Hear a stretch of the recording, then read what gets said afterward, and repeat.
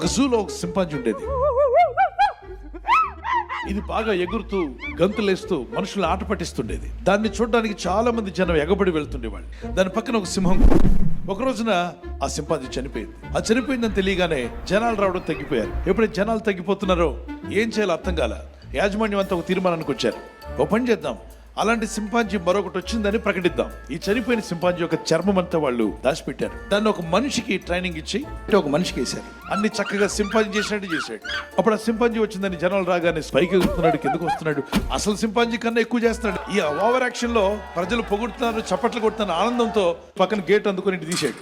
తీగా నాటి నుండి ఏమొచ్చింది, సింహం వెంటనే కింద పడి కొట్టుకుంటూ నన్ను రక్షించండి కేకలేస్తుంది. ఆ వచ్చిన సింహం ఇలా ఇలా చూస్తూ ఊరుకోరా అంది.